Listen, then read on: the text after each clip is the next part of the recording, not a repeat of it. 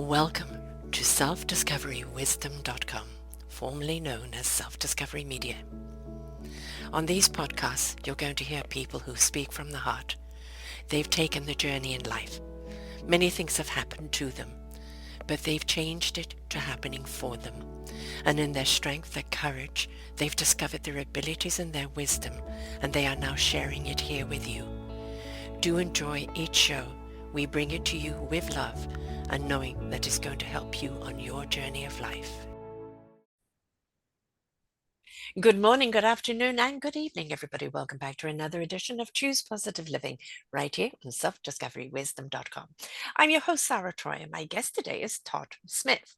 We're going to be talking about that thing you all want to avoid, conflict avoidance. Yes, I know everybody would like to avoid conflict, but how do we avoid it in relationships, and how do we stay connected? Because quite honestly, you can't avoid but we can avoid the conflict, but not avoid each other in relationships because we don't want the conflict. So it's a real balance that we have to have here.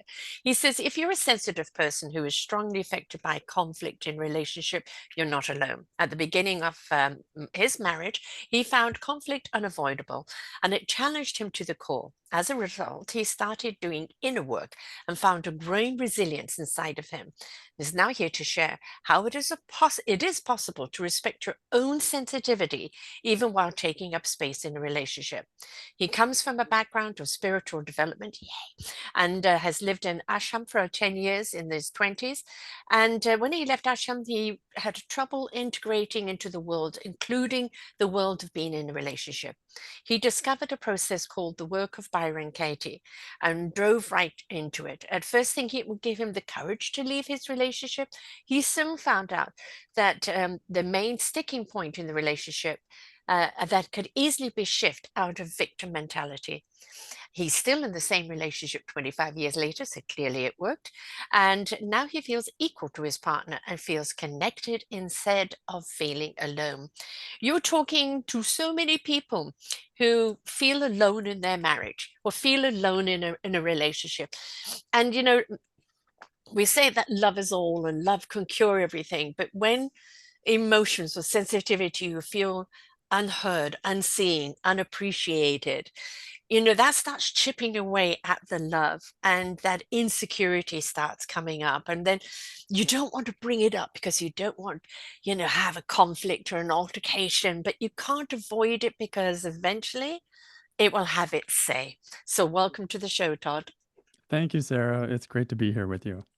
So, yes, we can't avoid it, can we? At some point, we have to address it, but we've also got to be very, very clear of what it is we're addressing and why are we feeling like that? Because we're inclined to go, well, it's your fault I feel like this. And it's no, the onus is always on us of how we feel. Maybe we haven't communicated better, um, or we haven't invited the person to see it from our point of view. Yes, yes, exactly. The easy first reaction is it's your fault. Hmm. Your personality is flawed. You say this and it really hurts me. And we tend to naturally blame others. But what I've discovered through my process of inner work is that I always have a part to play. In fact, I Mm. have the primary part to play in how things affect me, and that depends on how I see things. So if I can shift how I see something genuinely, not just intellectually, but actually shift it in my heart, then everything changes because that's the basis that everything in the relationship actually rests on. It's that my experience. If I'm angry, I'm going to be resentful, or I'm going to be Mm. distant, or I'm going to become passive aggressive if I'm not actively aggressive. But if I see something that I didn't see before, and I see my partner differently, or I see my role, then it just quiets me. And suddenly I'm like, oh, okay, there are two sides to this. It's not easy. Different personalities mesh in different ways, and that's part of a relationship. So that's been my journey, and it's very empowering to come in contact with my part, That's what I feel. Relationships want to work. When you fall in love, when you make that commitment, you want it to work. Oh, I'm getting married to get divorced. No, we don't do that, right? It's like, you can see each other on the porch, in the rocking chair, we're watching the great grandkids running around. That's what we would like to have, right? Yes. Um, it's getting there. Right. And, for the many, many years I've been doing this, one of the common denominators in anybody's conflict with self is the inner child. Yes. And if you're having conflict with self, guaranteed you're going to have conflict with other people because that's all you know. You're in a turmoil, right? And you don't Yes. know how to speak to be invited or inspired because you're speaking from the pain or from the neglect or from feeling less than. So we have to turn it in, don't we? There is no other way. No, there's no other way. And I love that you brought that up because there is, I like to say there's a stuck part in me, we could say Mm, the inner child. It's like, and there's also a wise part of me that sort of mm. sees the wisdom, read all the books and kind of Yes. knows the the wise part. But there's this part that's holding me back, the part that's triggered, the part that's Mm, hurting. That part, it's like a child, and it's you can only walk with the slowest part of yourself. mhm, So I have to slow down and actually listen to that part. And so the process that I use always focuses on that. It's like, okay, first of all, instead of pushing it aside and pretending it's not there, I want to hear what you actually think. And it's usually wants to, mhm, have a little tantrum when I finally give it the mic. But that is the first step of starting to listen to this valid part of myself. yeah. And then making sure that it's in the driver's seat in any kind of inquiry that I do, so that I'm not like pushing from the top down in some authoritarian way within Mhm, myself, some kind of wisdom down the pipeline. Like it's going to just rebel against that, or it's going to try it and then it's not going to stick. But mhm, when if that inner child can itself discover the wisdom, if it can find the little piece that it was missing, then that's its part, and it feels that, and it shifts how you actually experience a situation. So I find that to be essential when doing inner work is that I'm staying connected to my real experience, not mhm. jumping ahead. Like we say, spiritual bypassing. Yes, So yeah, yes. There's a few things you've hit on there, but one of the ones I want to hit on is authoritarianism. We're yes, seeing it on steroids right now, right? And why is it, kind of become the latest pandemic? That is always coming from an inner insecurity. It yes, is always coming from a vulnerable place of feeling less than. And when you have authority over everyone else, you feel more powerful. So when we think we have authority over our thoughts, I'm in control, da, da, da, da, da. And inside is this screaming voice saying, no, no, no, listen to me. The conflict and the battle that's going to happen there is not going to serve anyone. Everyone will be the loser. So we have to look at this authoritarianism and go, look, I'm sorry, you don't belong. There is no yeah, place for you here, right? We cannot communicate, we cannot resolve, we can't do everything when you're in that state of being because that is a door shut. I'm authorized, I'm this, I'm that. No, there's no open dialogue there. So I think that's kind of one of the first things we have to recognize in ourselves. Why do we feel that we have to have an authority however we feel? And we're not even willing to listen to the inner dialogue. yeah. I think we try to be in control. We want it to be all neat and tidy the way we think it should be, and we have a very narrow vision of what that would be. I mean, that is what leads us to authoritarianism within ourselves or with Mm, other people, and so it's what I love to do is ask questions and mm, open-ended questions and sort of look in and see, is there another side to the story? Is there anything that I hadn't thought of before? And like, obviously, I don't have a solution. We have a problem here. So, yes. what are the possible solutions? Or can I understand the problem better? And that opens my mind instead of, trying to fix it. Like, I think a lot of us are in a big hurry to fix ourselves, to fix others, to fix our world, to fix everything. And it all speaks of control. Like I'm trying to Mm. control it instead of letting what wants to be fixed on its own have its chance to do so. And like there are some things that are unfixable and you have to just register. Yep. No, this is not fixable. That's fine. Put it aside, stop wasting time. And the other side of things is that, well, you're trying to fix it with crazy glue, instead of kind of, you just got a missing part you need to put in there, right? Right. And it's like looking at how it needs to be fixed. I want to fix it. I want to fix it. But wait, wait, wait, wait, wait. What are the tools to fix this? Exactly. Right?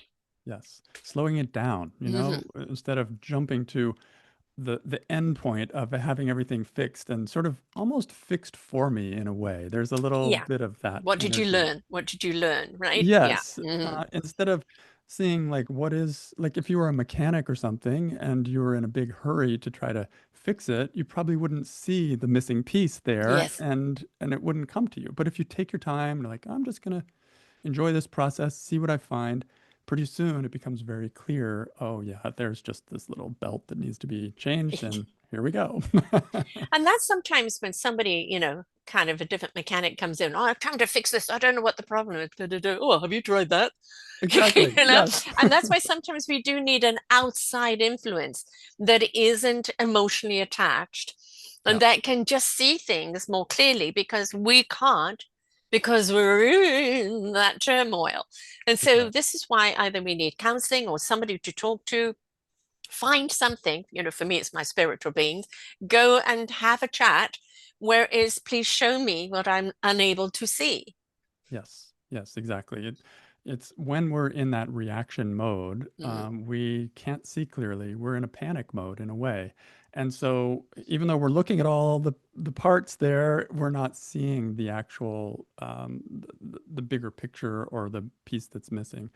And so it is really valuable to connect with others, to share with others, to work with counselors, to work with people that can support you. And the best of counselors, I find, turn you back to yourself and actually Hmm. ask you to ask yourself on a Hmm. deeper level, what is really going on and what do you see as possible solutions? Often, when you do, that wisdom is already sitting inside of you and you just have to connect with it. I mean, there's a reason this is called self-discovery wisdom. There you Um, go. that wisdom is accessible anytime to download, Yes. right? God, universe, spirit, source, energy, whatever you want to call it. It's there. It's a higher understanding. And when it does connect with our soul, it's given to our heart in truth. It's given to our spirit in action for our mind to know what it needs to know in clarity when we need to know it. We're inclined to approach everything from this intellectual way. And it's like, but the mind is data. You need the wisdom to actually understand what the data is and how to apply. Yes. Right. And that's been where I think we get so much into conflict because we're constantly coming from this expectation of knowledge. Well, shouldn't this or shouldn't be that or shouldn't be that, instead of trusting the knowingness Yes. of feeling the knowledge to understand it rather than the knowledge dictating how we should feel. Yes, absolutely. We've kind of split in our culture over the centuries this rational part of ourselves and Hmm. this more Hmm. intuitive or knowing part of ourselves. And they are not in conflict. They both are two sides of something that works together. And Yes. so we have to reintroduce that if it's missing. If we're trying to approach our issues from a purely intellectual or rational point of view, it's not going to have all the parts. And so there No. has to be a communication back to this other world inside of us, this wisdom, as you mentioned, that is there. And as that communication begins, then a whole world of solutions starts to open up. We begin to trust our own inner dialogue instead of being conflicted with it all the time. Yes. Right? We begin to trust the feeling that we have. We don't need to justify it, verify it. I just feel this way. Well, Yes. why do you feel this way? No, I don't. I just feel this way. And That's even it. for me, it's honoring the core. When the core says yes, yes. When the core says no, I don't argue. That's it. Because if I do, and I go against the core, I promise you, I'm going to fall in some doo doo. That's right. So 100%. it's getting to that spot where you are at one with yourself from the inside out, and where that dialogue from the inside, even if sometimes it is turmoiled, you allow it to have a voice. You don't dictate, you don't try and fix it. Sometimes it just needs to vent. and it feels better. And then you just take that deep breath, go and do something else, and your actions will speak for themselves because they've spent the emotion and you haven't become emotional about the emotion. Yes, that's it. You've allowed it to be, and you've Hmm. not tried to suppress it or censor it in some way. And just being heard is a huge, huge healing for this little inner child that Yeah. we think of. And then taking it one step further, not only being heard, but then being a gentle, like gently challenging it as well, but not taking away its power, right? I want to be respectful to this child within myself. I want Hmm. it to be the final judge and jury about whether any Yes. wisdom makes sense or not to it. But I do want to also invite it to look outside of its box because Mm. it does need that too. So again, this is the beginning of communication between these two different parts of ourselves. It's kind of allowing the child to be wondrous rather than fearful of the knowledge. Yes. Right? And we've lost our sense of wonderment as adults, especially in today's world. We're in very much gone back into, fright, flight, fight, just Yes. it's like, take a deep breath, recenter yourself. There is always an answer, there is always a solution.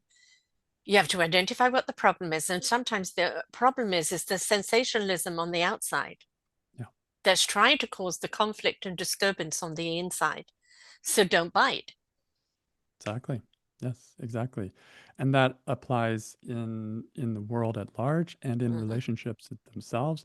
There's a sensationalism, in a Yes. relationship when somebody says something and we're like, those are fighting words, and it's like it tries to draw out this or Hmm. tries to like cramp this piece of myself and it gets confused or gets stuck. And so instead of trying to fight that, I want to go in and say, what's going on? Like, I Yeah. hear you. There's something that's tripped you up and you're feeling it. So tell me, and I'm all Mm. ears. Like, suddenly we have the beginning of resolution within myself, even before it becomes a resolution on the outside. You talked about sensitivity in the beginning there, and I'm a hypersensitive anyway, because empathic and sensory thing, and so kind of I do feel things on a larger scale than some people, Yes. and it can be very hard because it's a perpetual um, dealing with taking on outside emotions and not letting them consume me, which very often have in the past. And when people say to you, stop being so emotional, you're too sensitive. And immediately, hackles go up, right? Why don't you care more? Yes, exactly. And it's like, why are we giving being sensitive such a bad rap? Yeah. Well, that's it's a good question. I would say partly it's due to proportion, right? There's Mm, 15 to 20%, according to the scientists, of the population are highly sensitive by their definition. That makes us an invisible minority. And when that happens, you're just expected to be different than you are. mhm. On top of that, as highly sensitive people, because of our empathy, we tend to like harmony. We're willing to put ourselves away and down in order to maintain things on the surface level sometimes. And sometimes it's just confusing where I end and where you where you begin. Yeah. Yeah. And of course, the sense of injustice, Yes. we're very high on that. It's just that I've always said it's as a spiritual being having this human existence, it's like, I just wanted to please beat me up, take me home. Yes. Humans are so cruel to each other. I don't understand. Yeah.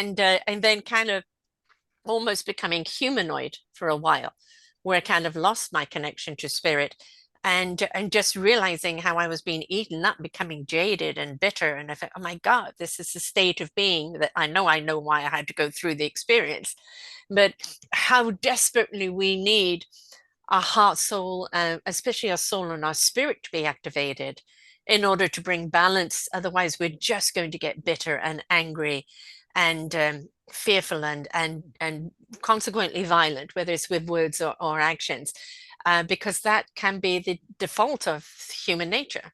Yes. I think it's the biggest challenge that we have as human beings to integrate this world of spirit and the world of the Hmm. world. Hmm. They're so opposite to each other in so many Yeah. ways. And it's as highly sensitive people, we tend to want to retreat to the spirit world, to the quiet, Yes. meditative, Yeah. you know. Can I go home? Please, can I go home? When, when is this trip over? This is way Um, too bumpy. yes, exactly. I was not expecting this much turbulence. But but I think that is the calling in a way for Hmm. us to somehow maintain the connection with spirit, the connection with ourselves, even in a world full of injustice and Yeah. craziness and violence and like we were saying, even in small ways in a Mm. relationship that is bumpy and filled with little things that are not pleasant or even you would say good. So how to maintain how to bring those together, I'd say, is the biggest challenge that we all face, and it requires this kind of communication we've been talking about. Like, okay, what's your point of view? What's your point of view? I'm talking about the two different parts of myself, like, Yes. and how can I learn, how can the spirit part of me learn about integration with the real world, Hmm. and how can the the part that wants to be rational and controlling learn from the Hmm. freedom of the spirit world. Yeah. Yin and yang, Yin and balance. yin. I mean, we have a left and a right for a reason. You know, if that's out of balance, we're out of balance. We're going to trip. So everything is about, equality. And there's a wonderful picture of a man and a woman facing each other, and then in the face in the middle is the two faces have formed one. Yeah. And I say then in every relationship, that relationship of us is only going to be as strong as the two individuals that form the us. And we have to be on our own self-discovery. We have to know who we are. What is our instrument? How do we play it? How do we feel? How do we interact? Because it's not for the other person to guess how we feel or what we're thinking. We have to find a way to articulate who we are and what we mean, and then hopefully that other partner is inspired by that. And this is what forms an us. It's celebrating each other, even in our opposites. Uh, but how do you come together as the us? It's not about completing, it's about complementing and enhancing each other through that relationship. But that is still only going to be as strong as we are individually.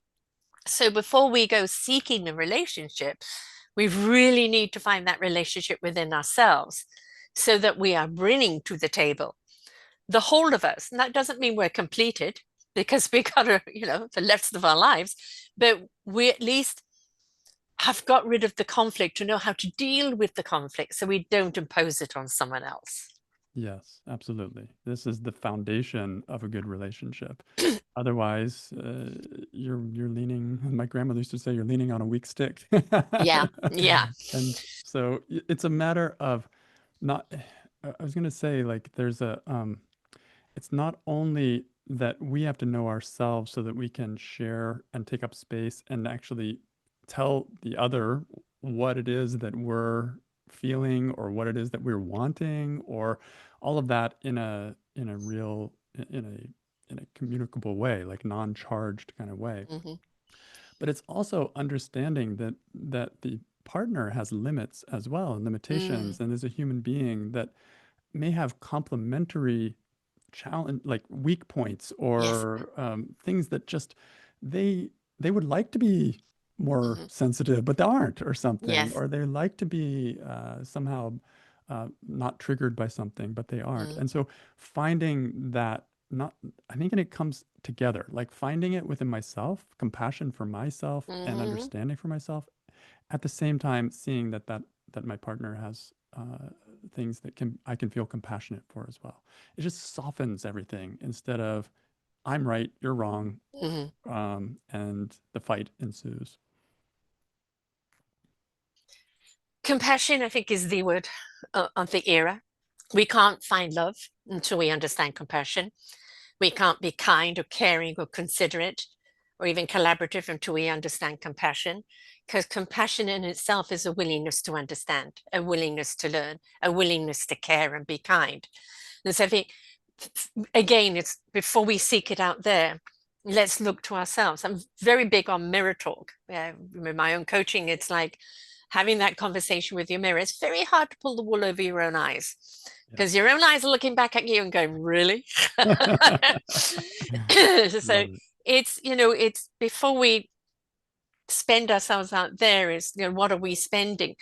When we have that compassion for ourselves and understand who we are, why we've made the choices we've made, who we've become because of those choices, we're able to see conflict that other people are dealing with in the relationship, their own triggers, their own thing, and have compassion for that.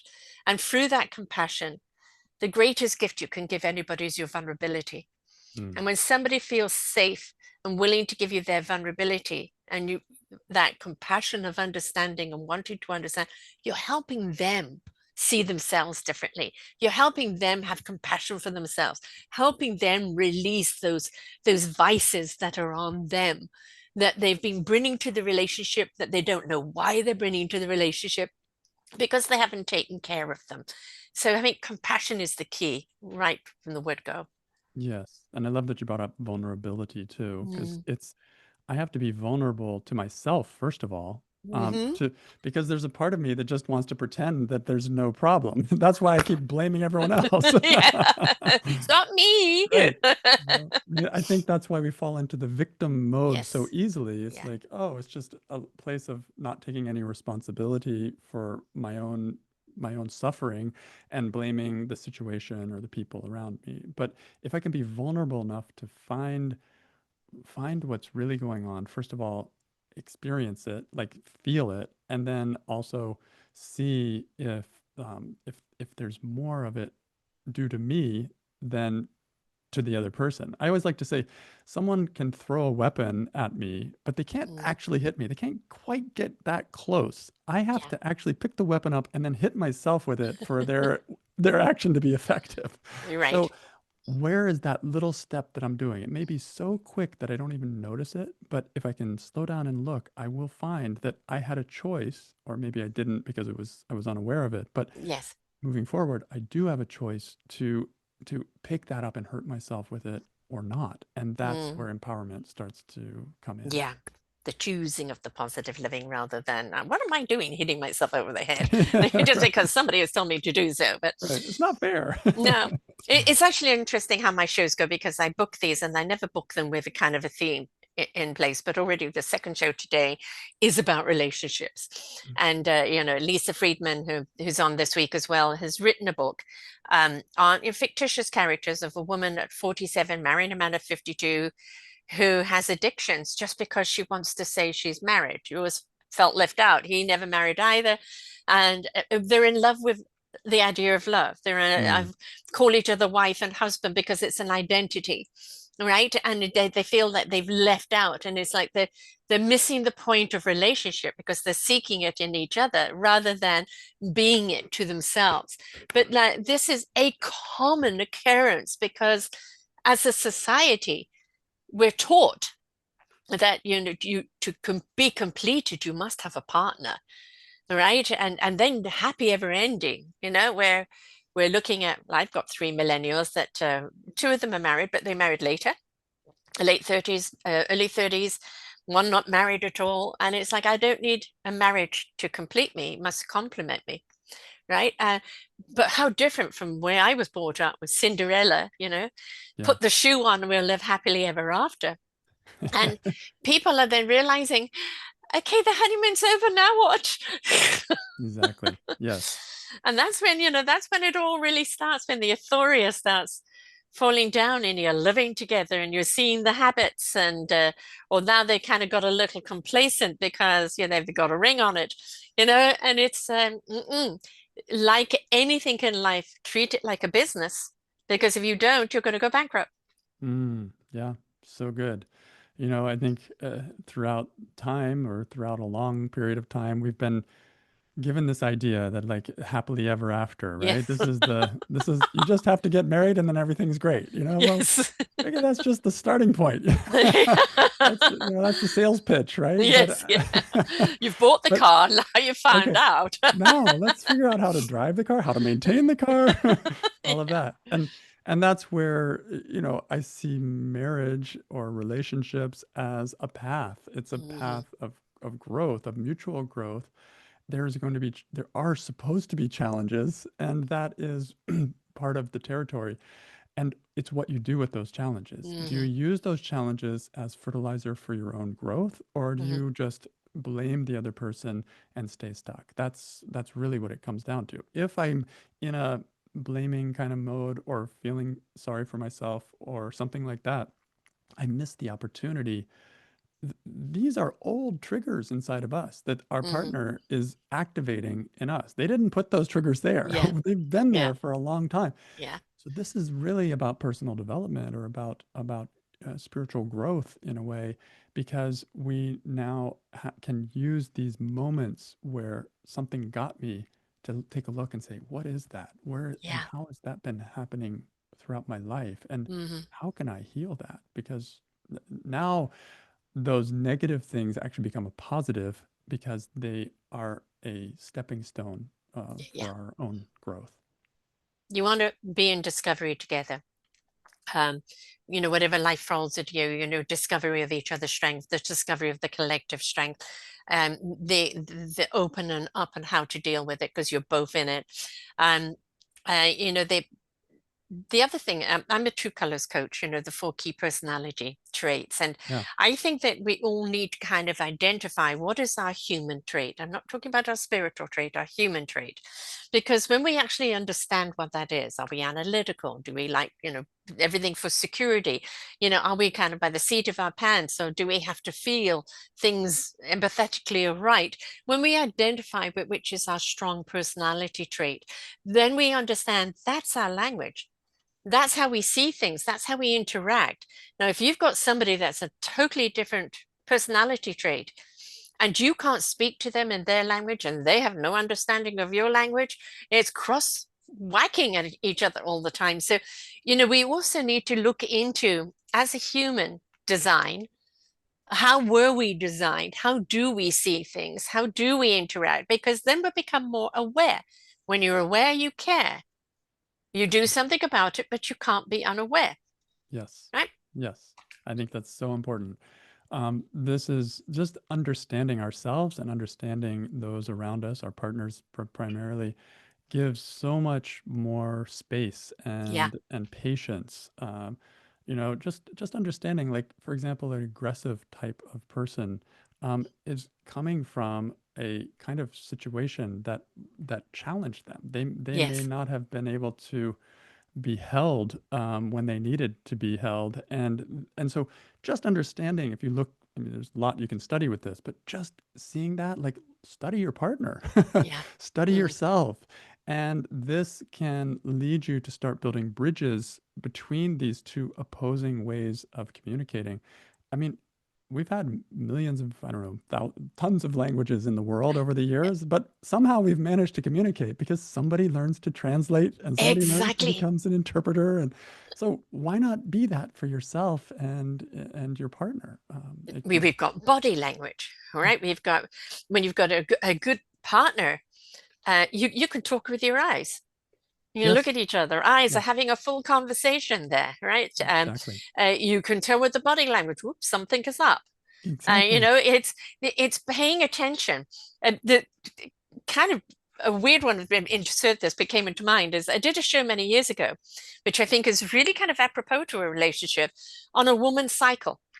And Hmm. she created what state of being a woman is in her cycle, first week, second week, third week, fourth week, Wow. right? And then puts the cycle up on the fridge and you will go in and she will go in, I'm in this week.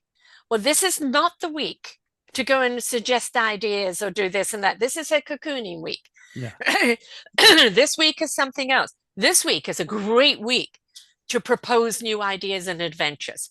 yeah, All right. And it's like, we can't help our cycle. That was given to us as part of our makeup for reproduction, Right. right? So stop making a woman feel guilty for it.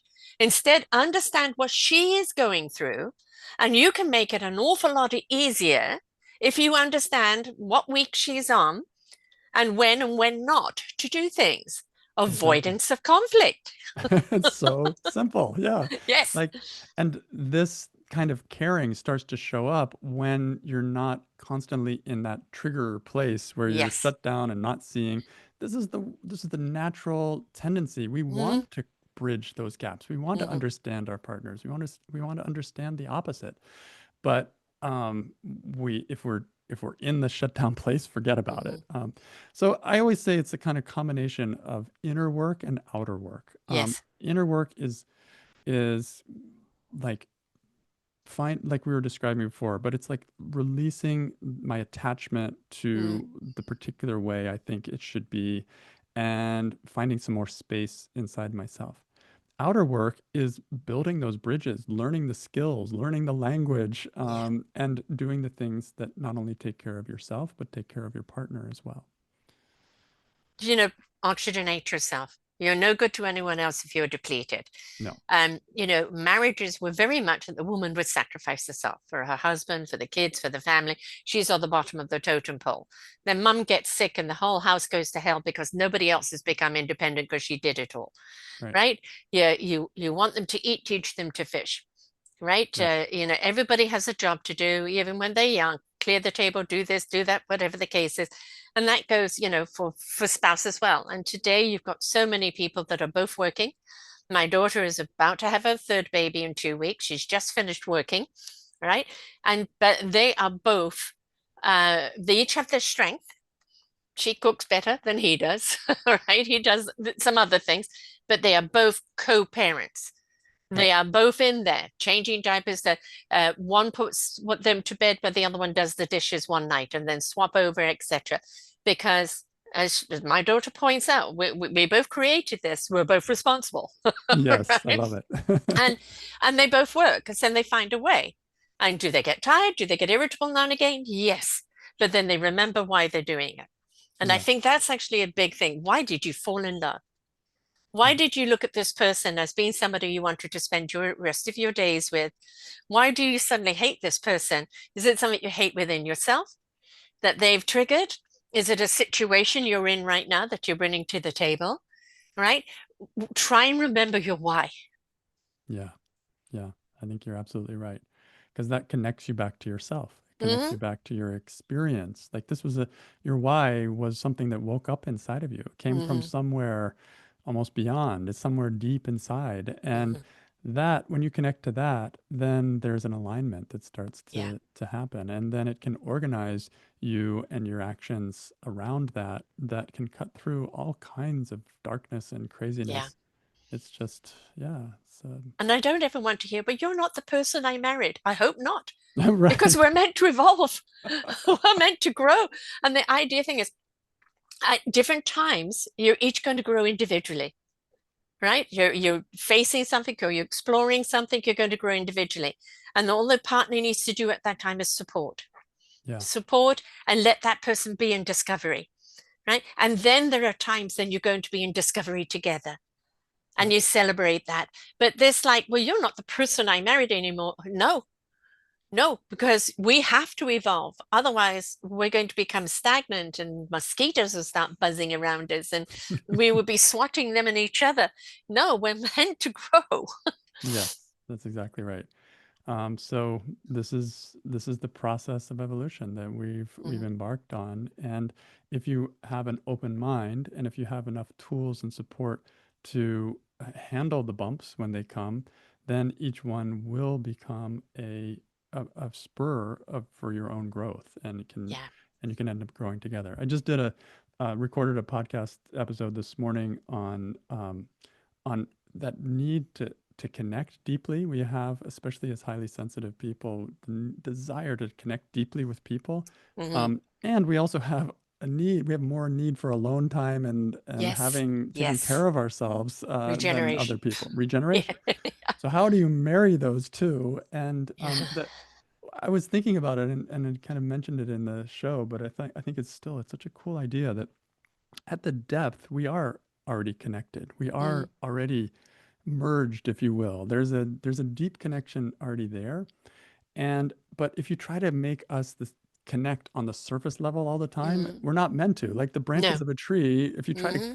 bring the branch over, it can crack one of the branches instead of staying connected at the The root or root and the trunk the level. trunk. Yeah. Yeah, Yeah. exactly. Hmm. So I just like seeing that as a way of being in relationship where there is room for healthy separation. There is room Yes. for growing in different ways. And there's still a connectedness on a deeper level at the same time. And while you're in growth, there's also times when, disaster happens. I call it the old cosmic two by four, and everything that you've built suddenly has disintegrated, whether it's illness or career or, death of somebody, a loss. And, kind of one of the worst losses, the loss of a child. Yes. And there are so many people, their marriage falls apart because they're both grieving and they don't know how to help each other, and avoidance, and it leads to total disconnect. And this is where even more so they need to come together to help each other through the grieving, separate grieving and combined grieving. But it's how we face those dark times will reveal how strong our relationship is, not Yeah. only with self, but with each other. And those that can really weather the storm. And you either get complete shatter and break up, or we're even stronger than we ever were. Yes. But it's a question of your participation. Absolutely. Absolutely. So there has to be a willingness there Mm, on the first level. And then there has to be, um, I guess, willingness, if it's really strong, is enough. But I yeah. was going to say, then if you can add in some kind of some kind of way of processing these traumas and these Hmm. stresses so that they don't have to grip you totally, Hmm. then you can move through them and you can move through them together. You can move through them yourself and support your partner. But there's a possibility of moving beyond just the stuck experience that happens. A lot of people, when it comes to loss, whatever the loss is, there's a grieving process that needs to happen, right? Yeah. Um, and we don't allow each other, oh, just get on with it, move on, whatever the case is. No, I mean, there are people that may wallow in it and they've got stuck in there and they like the attention. Um, and that's, we all are meant to go through, not stay stuck, go through the process. There's some people that take longer than others. But we have to be sensitive to where people are at, whatever it is they're going through. I've interviewed many a person who were top of the game, in business, and then lost everything. And one guy, a lead doctor, the expensive house, the expensive car, but he worked 18 hours a day. Marriage fell apart, right? Eventually had a heart attack, um, and actually found his way back to his wife, where they got a small house. And he does a different job that's less demanding on him now. And they've reconnected because their wire, the foundation of their love was strong. It just couldn't weather that storm. But they paid attention to the storm and found their way back. And that's the thing is, these storms aren't there to break you up. They're there to bring you together. You've just got to find that way. I And love that's where that. spirit comes in. Yes, I love that perspective. The storm, it's there to wake you up in a way. Yes. It's there to challenge you and what you're holding so tightly Mhm. to, and just break you out of some of those things. Yeah. And that it's scary. We don't like it. No. We want to keep the status No, quo. rock the boat. Yeah. But that's what life brings again and again, and it's for good reason. Because you if you allow that, if you work with it instead of against it, then you can actually come out stronger and have a better direction in your life and have more closeness with those to those that you love. When you see, I mean, I love this when I see old couples still holding hands. Yes. Yeah, still holding the door, having that little tete-a-tete together, or just that particular look. And people assume that they've gone through life with roses. Excuse me. Generally, they've weathered a number of storms. Yeah. but they've been each other's rainbow, That's it. right? And that thing is, they also, in many ways, even in the the tumultuousness of whatever they've gone through, things were more simple. I think we've made things very, very complicated in today's world. You know, in this discovery of self, we've kind of highfaluted it Mm. rather than soul connected it. Hmm. And you know, it's like you know, I'm on this discovery of self, and I've read this and I've read that, and I've done this and I've done that, and there's no, you're still Yeah. exteriorizing it, not internalizing it. Yes. And it's like, I don't want to hear what you're doing. I want to know who you're being. There you go. Yes. Spirituality is about being. It's not Hmm. about anything else, not about what you know or how you think or Mm. anything. It's in essence being. And Yeah. so yes, it can be distracting. That's why we mentioned like spiritual bypassing, right? You can just Yes. say all the right words where it looks like I've just said something really wise, but I haven't because my heart, my spirit is not connected to that. So the first step in doing that is getting real with yourself and Hmm. allowing the crying part of ourselves get connected with that and hear Yeah. what it actually is saying. Then you can work with that and see if you might find a wiser place. But if whatever you find is going to stay connected to who you actually are, and that's going to be real, and it's going to be a growing thing. Hmm. But you can't jump. You can't just say, No. "Oh, I'm gonna be enlightened today, and I'm just gonna talk the I words of read the this book, enlightenment." and so Yeah, now. right. I mean, it'd be nice, but it just doesn't What work are that you way. being? Yeah, exactly. What did it trigger in your being? And you know, the other thing is, we've got this stigma that tears are bad. And I Mm, think that we actually need to have more tears. If we're not crying about the state of affairs in the world right now, then we've become very hard humanoids and we're not being at all.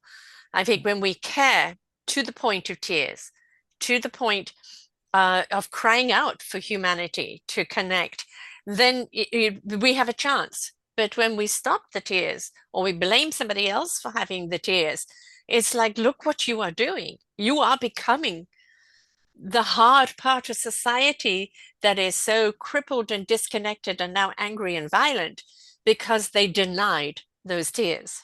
exactly that. That is how it came to this point. It's Mm, this consistent disconnection mm, between being and our kind of logical mind. And so we have to come back to that. Otherwise, we're just perpetuating the problem yeah, instead of we're offering going something around new. in a circle, just Yeah, trying to stick a different label to it and thinking it's going to be different. correct. No, That's right. you know,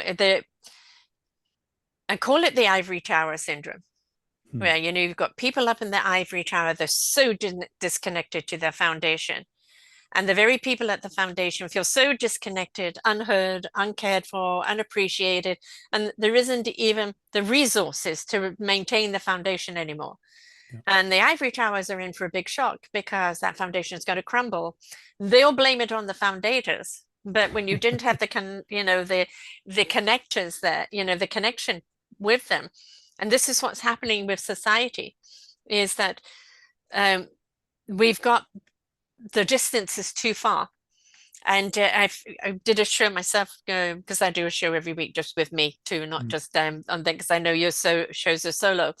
Um, but it was on who is rich, those that are poor or those that are ultra rich. And for me, the people that live even hand to mouth in a community that is enriched and abundant with each other's respect and love and joy are the rich people.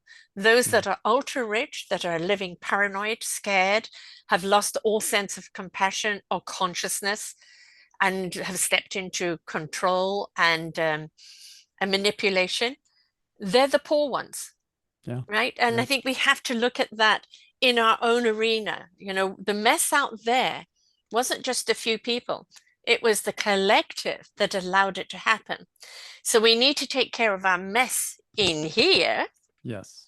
and Yes. around us, because the more each and every one of us do that, the more that ripples out, That is not it. becoming the band-aid, but becoming the cure. Yes. The real issue is what's going on in here and what's Yes. going on in here for all of us. But we have to do our part. And what we Yes. can do is this arena. So let me clean that up. Let me see what I Yes. can do to heal that. And it will ripple out. Not only, first of all, even if no one else changes, my experience of everything going on around me is going to change. So I'm Yeah. going to be in a much more clear space myself. But look what happens when you're in a clear space and others are in need.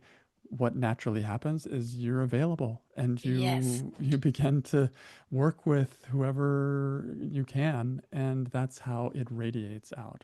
Not to mention just having an open heart itself and being connected to your spirit itself, it has a radiating effect as well, that brightens the world. I have a show this week called The Sunny Side of the Street because I talk about it a lot. And I thought, okay, I better do a show and explain it a bit more. And, if you feel that there are people on the side of the street, anger, disconnected, they're in that darkness, it's eating them up. And they can see the light, but they're blaming the light rather than coming out in it. Right. And if they come out and get onto that main street, on the other side of the street are all the people with the skill, tools, and ability, and wisdom, and knowledge, and love to help them on their journey. Now, for Yeah. a lot of people stepping out onto that road, it's too bright, it's too daunting. So just come out into the side road in the shade. Mm. Walk the shade for a while until you feel comfortable stepping into that light. But nobody can go in and pull you out. It's free will. That's part of the human condition, free Yes. will.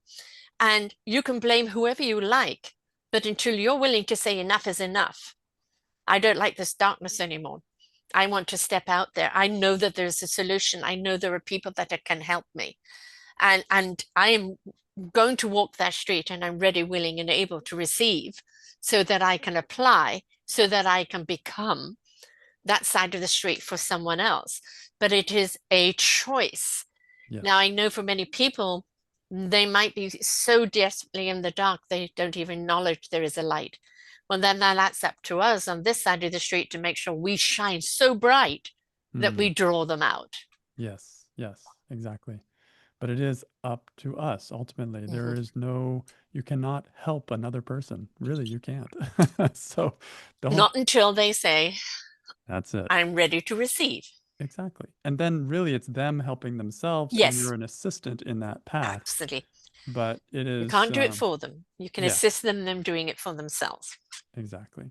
We can inspire, Yes, we can invite, we can do all yes. kinds of things like that. We can shine light, we can do Hmm. all kinds of things, but ultimately, we have to stay on our side of the street in a way. We have to stay in our own business, in Mm, a way, and have enough respect for another person, no matter where they are, that hmm. they can take their own time and do Yes, what they need to do, on in their path.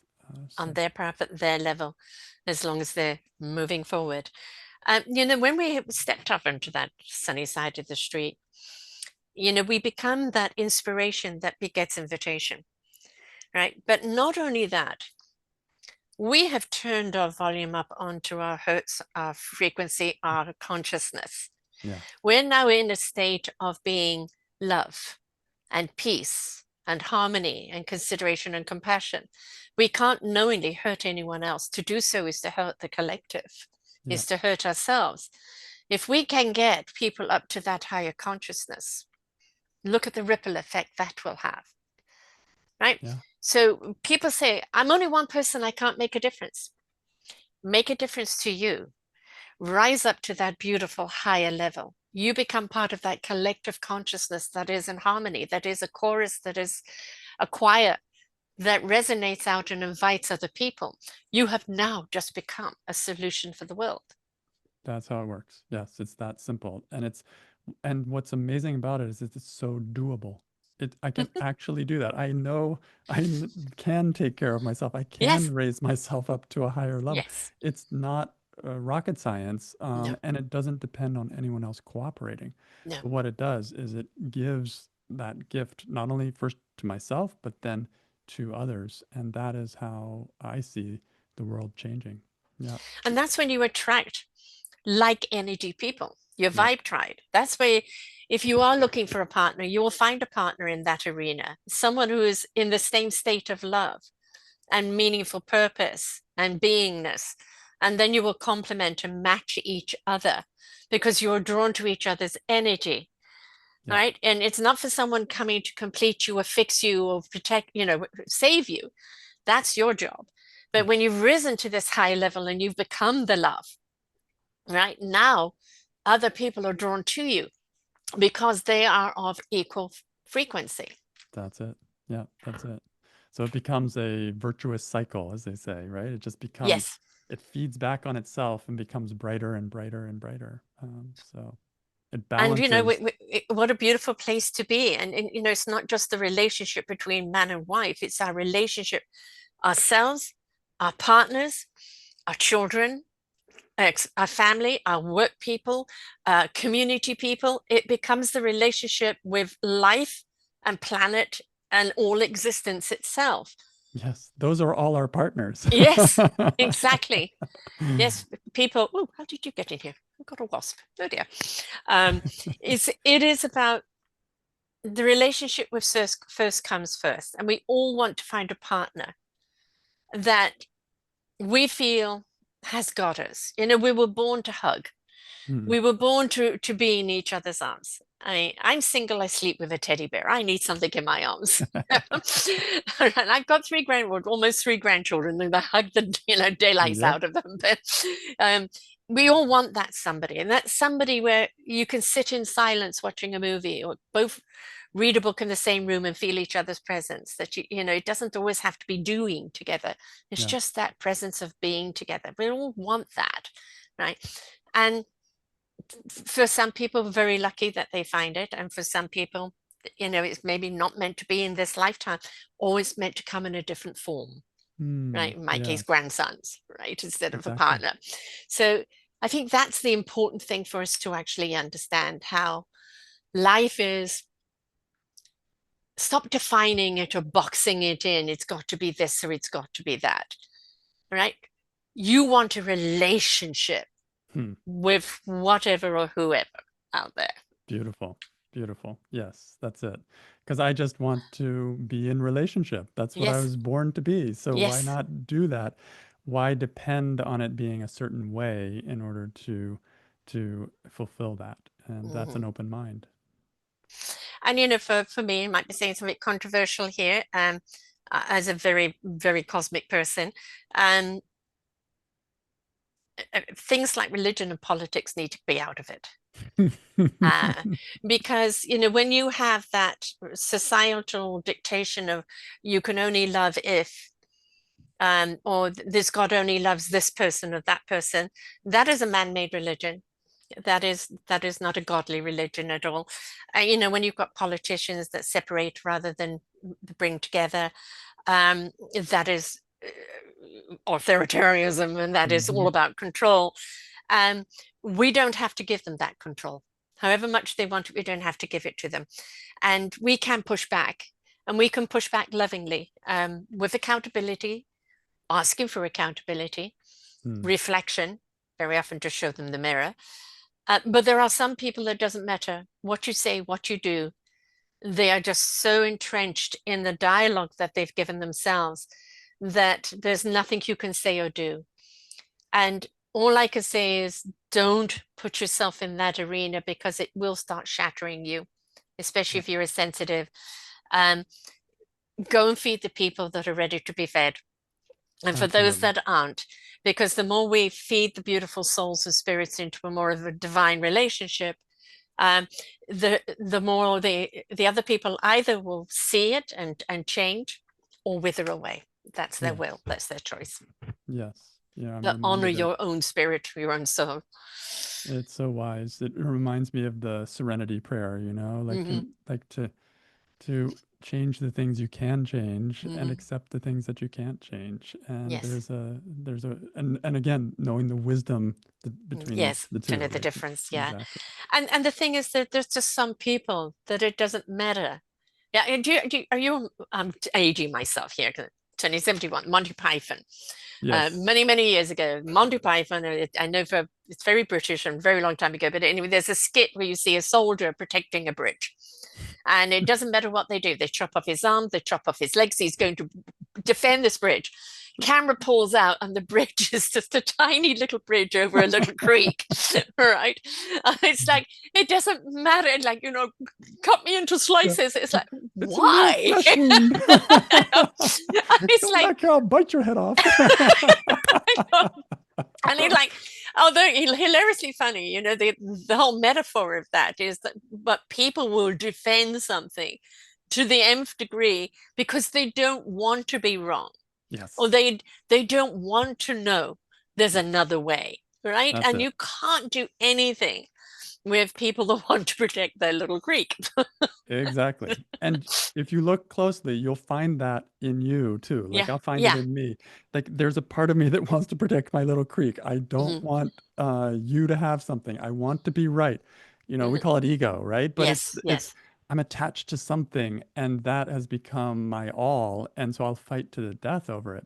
And so if you can challenge yourself again Mm. in that gentle way, honoring and respecting even that ego part of myself, Yeah. then it may start to see like, oh my God, it's just a tiny bridge. Why the heck am I trying to defend this? Yeah, exactly. And do I really need to be right in this Yeah, situation? And so that's when relationships move forward. That's when peace yeah. comes in on the inside, and it applies on all levels of I life. mean, our ego is really our nemesis, isn't it? And it's very much again what I call societal dictation. Our ego is what we're defending. We're defending how we're perceived out there. Yeah. Well, when you stop caring how you're perceived out there, but you care more about how you perceived in here, Oh yeah. right? Then the ego may have its little say now and again. You go, Yeah. hi, ego. That's what I do. I like kind of pat it on the head. I'm like, you're Pat it so on the cute. head. Yeah. I know you've got my best interest in mind, but you know what? There's another way. I'm just There is gonna another way. sneak you Yes, yes. along. I can build another creek. Yep. Yeah.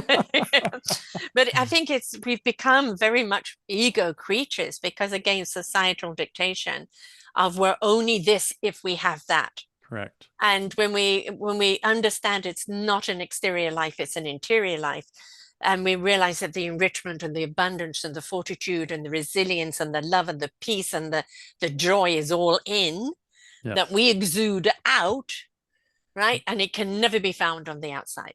Right. Our attention has been directed outward for Yes. so long that we Yeah. just think that's where everything is. That's where all the Mm. answers are. That's where the happiness is. That's where everything is. And it takes courage at first because it seems so unknown, Yeah. but it's happens so easily once you Mm. turn that direction and look inwards. Everything that you're hoping for the outside is right here. And then Mm. what happens if you gain that, if you own that, and to whatever degree you can, it enriches all aspects of outer life as well. So, yeah, outer depends on inner. It reminds me of that little cartoon thing with somebody cross-legged. Come on, what is it? Come on, meditation. I haven't got all day, And it's Yes. like, one of the things that we don't give ourselves is time and presence. And the more you spend in time and presence, as you related to earlier, we're very much givers, and as spiritual beings, because that's what we're here to do. But we need that time of retreat Yeah. to rejuvenate. And in that time and presence, it's not only it's fortification of who we are, but it's also clarity of what we need to do or who Yes. we need to be. And we don't find that in the doing. We only find that when we're at the presence in the being. That's right. I have to pace myself. I have to Mm. take action and then I have to take time, forget about action, see Hmm. and let things percolate. And then new inspiration comes up of, oh, Yes. and clarity comes. Yeah. And then, okay, follow that thread next. And then, but don't follow it to the ends of the earth just yet. Like, okay, next step, and then come back and repeat. And just that balance of rest and activity, I think, is so important for sanity and for depth and for even if you want to judge success in the Yes. material world, right? Yes. And what is success, right? What is, yes. I used to be the hare, the tortoise of the hare. I used to be the hare because I had visions. I wanted to chase them and I wanted to do them and right. And then, just through age and slowing down and being beaten up a few times, I became the tortoise. And in Mm, being the tortoise, I have absorbed more, seen more, heard more, felt more, appreciated more, and gathered more because I am slower and pay attention. And I think that is something that we all need to do, is just slow down. Do you need to take that project on? Do you need to Yep. go there? Do you need to do that? Do you need to do that? Yeah. And can you just do this something called being still? Exactly. Exactly. Doing nothing. There's an art of doing nothing, isn't there? There is. There is. And I think, everybody's trying to become more efficient and better Mm. able to manage all the different things in life. But I would say the most important thing to do to really manage life is to cut out a bunch of things Yes. and just Yes. decide what are the few things I'm going to actually do and put my attention there, because it's unrealistic to think that I can do all of it and still have a balanced life. It became a fad. Push through it, push through it. You can do more, more, more, more, more, more.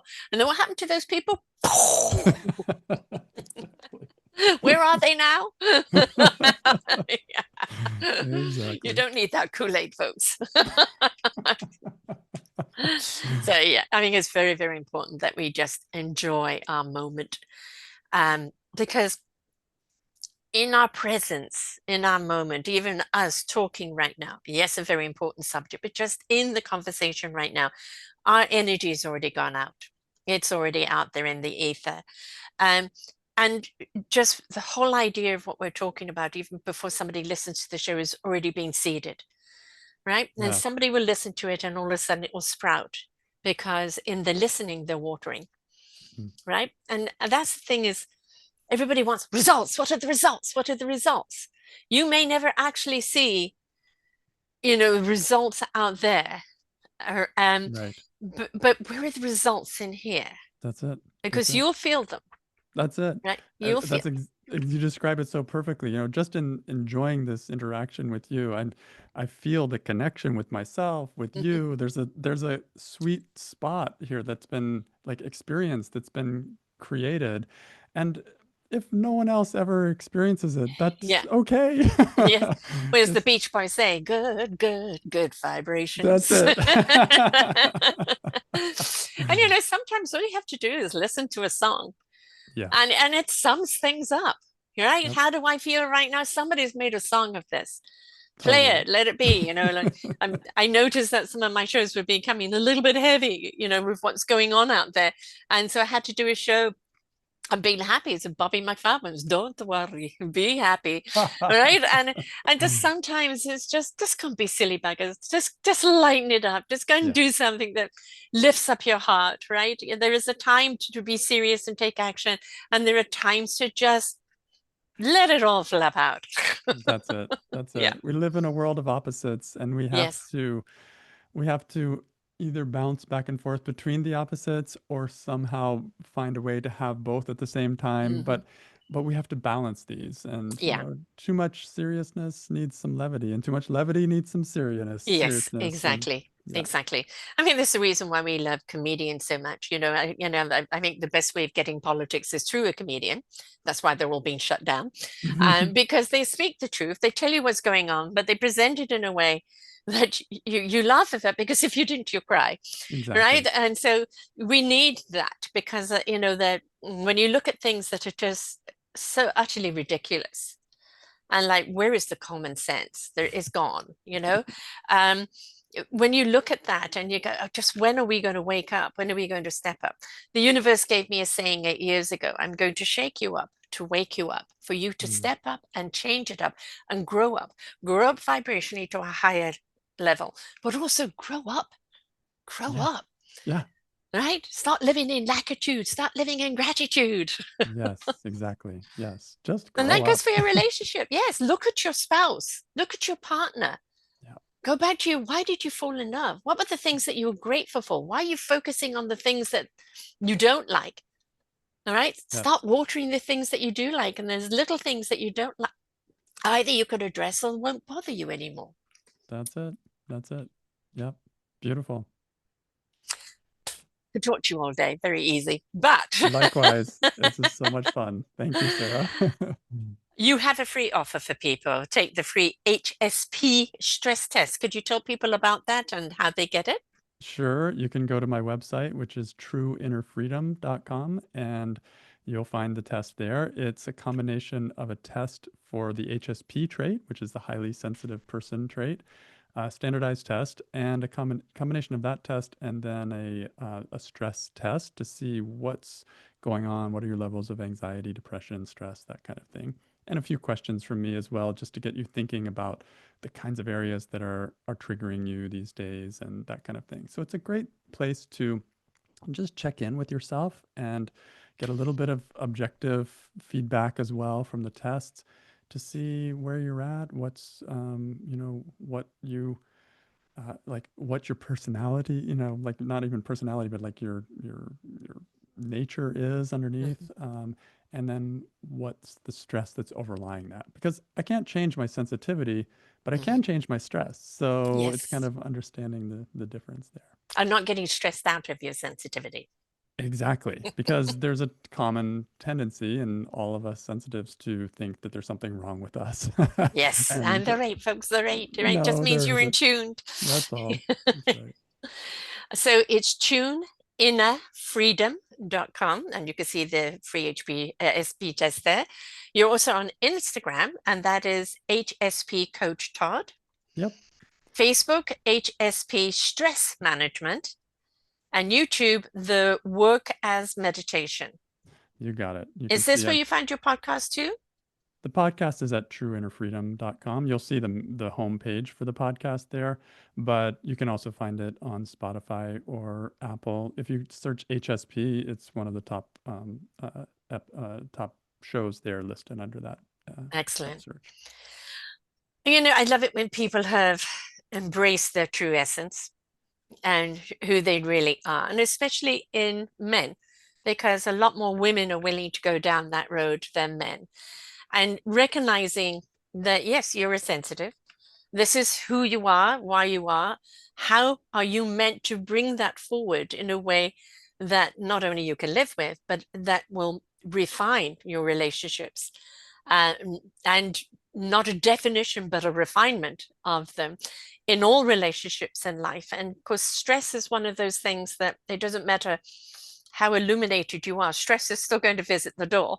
It's a question, do we let it in or how do we slam the door in its face, Uh, and how we manage it. And there's so many people that are living in a state of stress and anxiety that they're such a wound up spring that any moment, bang, they're going to go. And they're not even aware that living in that state, Right. right? So, and I think the more sensitive, quote, quote, you are, the more you are in tune to all of that. And I think it's understanding we're meant to have a beautiful divine relationship with self and with everyone else.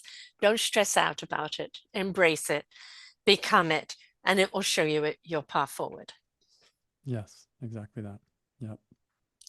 So wonderful. Again, true innerfreedom.com. And you'll see everything there. Get tested, folks. You have no idea. This is what I was talking about, the external testing that you can get done. I'm a True Colors coach, plus I have another program all about identification of your human self. But if we understand where we are, this level, that level, that level, that's the human side of it. Then we know how to bring in the spirit side of it and hear it. And it becomes our healer, it becomes our compass, our guidance system.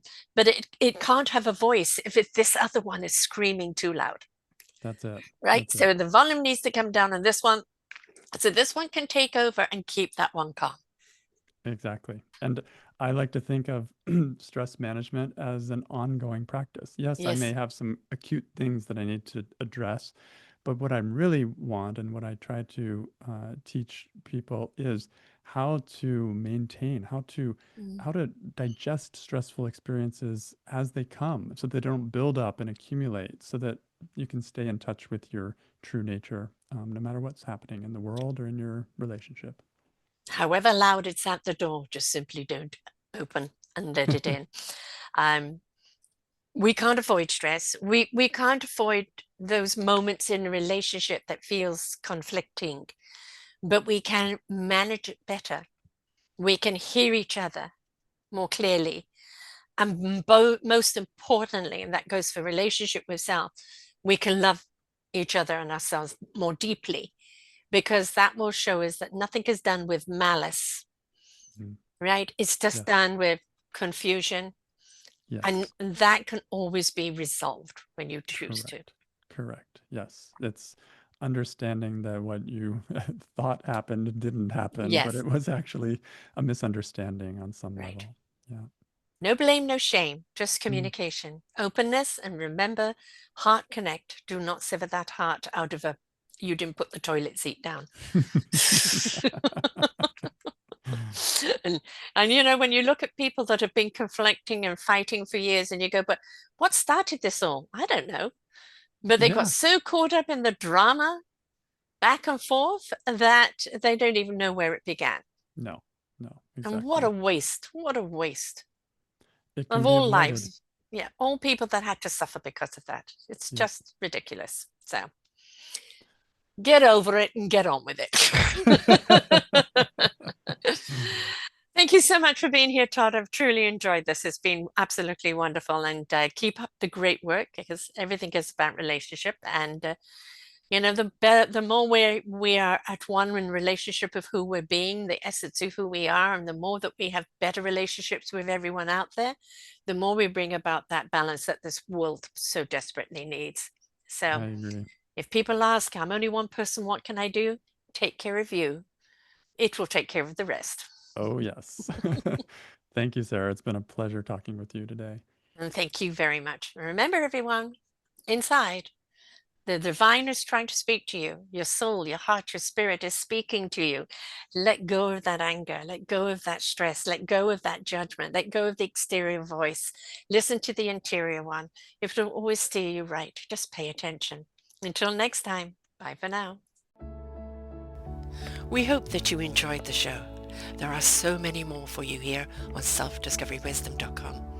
Just go to the podcast tag at the top there, and you will see all the many genres and all 3,000 shows ready for your listening. We are here to serve you, to help you on your journey of life, and we know that through inspiration, it begets invitation. We are supported by you, the listeners, and those that we interview. Anything that you can spare us in donation would be greatly accepted, and we do hope that you enjoy the next show.